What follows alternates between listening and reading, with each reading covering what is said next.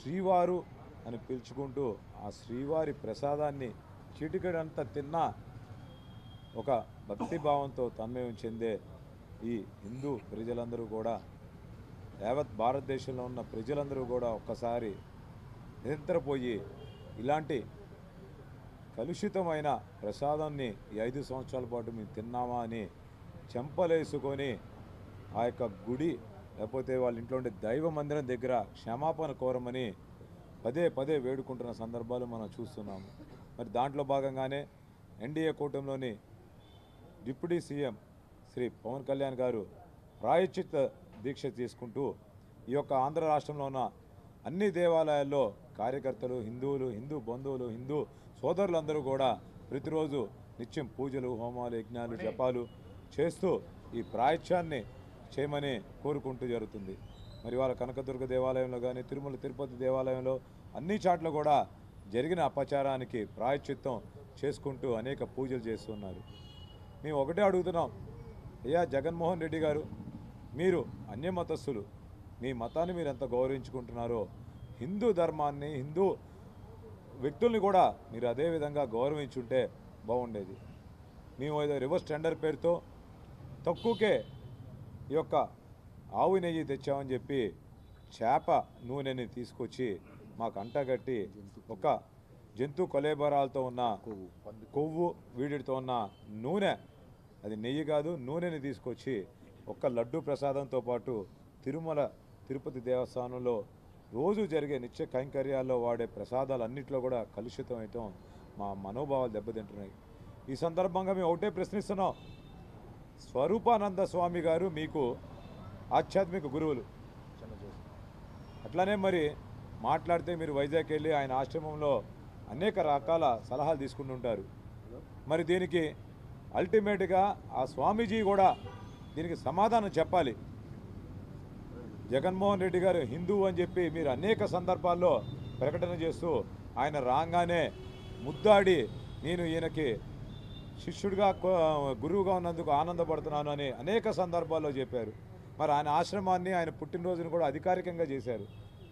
అది ఒక అపవిత్రం అయితే మరి స్వామీజీ దీనికి క్షమాపణ చెబుతారా, లేకపోతే దీనికి సమాధానం చెబుతారా? మరి మీరు హిందూ ధర్మాన్ని పాటిస్తున్నారా, హిందూ ధర్మం ముసుగులో మీరు ఏం చేస్తున్నారనేది కూడా ఈ స్వరూపానంద స్వామి గారు ఈ యొక్క యావత్ దేశంలో ఉన్న హిందువులకి సమాధానం చెప్పాలని కూడా ఈ సనాతన ధర్మ జేఏసీ కోరుకుంటుంది. మీరు నిత్యం కొలుస్తూ తిరుమలకి వెళ్తుంటే దాన్ని ఈ జేఏసీ కానీ ఎవరు కానీ అడ్డుకోం.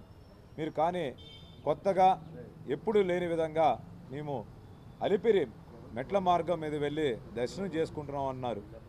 మీరు రొటీన్లో దర్శనం చేసుకుంటున్నారా, లేదా జరిగిన పాపానికి, జరిగిన తప్పిదానికి క్షమించవయ్యా ఏడుకొండలవాడ అని తెలియజేయడం కోసం, అక్కడ మొరపెట్టుకోవడం కోసం మీరు అలిపిరి మార్గం ద్వారా తిరుమలకి దేవస్థానంకి వెళ్ళి స్వామివారిని దర్శనం చేసుకుంటున్నారనేది కూడా ప్రజలందరికీ తెలియజేయాలి.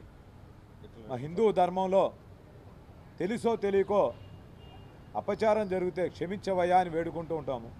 మరి అట్లానే మీకు తెలిసే జరిగిందని మేము భావిస్తున్నాము.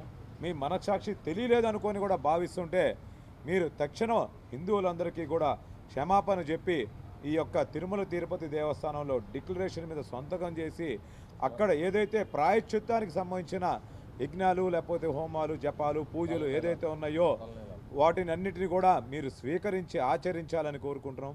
పరమ పవిత్రంగా భావించే తిరుమల తిరుపతి దేవస్థానంలో ఏమైనా అపచారం జరిగినా, లేకపోతే మన కోరికలు నెరవేరినా, కోరికలు నెరవేరకపోయినా కూడా మన తలనీనాలు ఇచ్చి మనం ఆయన వేడుకుంటాం, అయ్యా ఇట్లాంటి అపరాధం జరగకుండా చూడండి అని.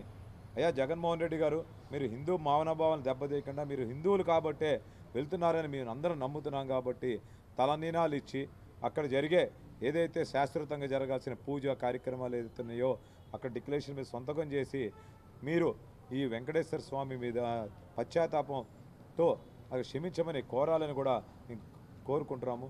అట్లానే ఈ హిందూ సంస్థలు ఏదైతే ఉన్నాయో అన్నీ కూడా ఈ యొక్క జరిగిన తప్పిదానాన్ని ఖండిస్తున్నాయి. దేశవ్యాప్తంగానే కాదు, ప్రపంచవ్యాప్తంగా ఉన్న హిందూ మనోభావాలు దెబ్బతీస్తూ ఒక్కసారిగా మీరు వాళ్ళని నాన్ వెజిటేరియన్ చేస్తున్నతో పాటు అపవిత్రం చేశారు. దీనికి యావత్తు ప్రపంచంలో ఉన్న శ్రీవారి భక్తులందరికీ కూడా బేషరతుగా క్షమాపణ చెప్పి ఈ కల్తీకి కారకులైన అధికారులని ఎమ్మడే బర్తరఫ్ చేసి ఎండోమెంట్స్ డిపార్ట్మెంట్ని ఆంధ్రప్రదేశ్లో ప్రక్షాళన చేయవలసిందిగా డిప్యూటీ సీఎం గారిని, సీఎం చంద్రబాబు నాయుడు గారిని, అట్లానే ఎండోమెంట్స్ డిపార్ట్మెంట్స్ వాళ్ళని, ఈ యొక్క ఎమ్మెల్యేని అందరినీ కూడా మళ్ళీ ప్రాధేయపడుతున్నాం.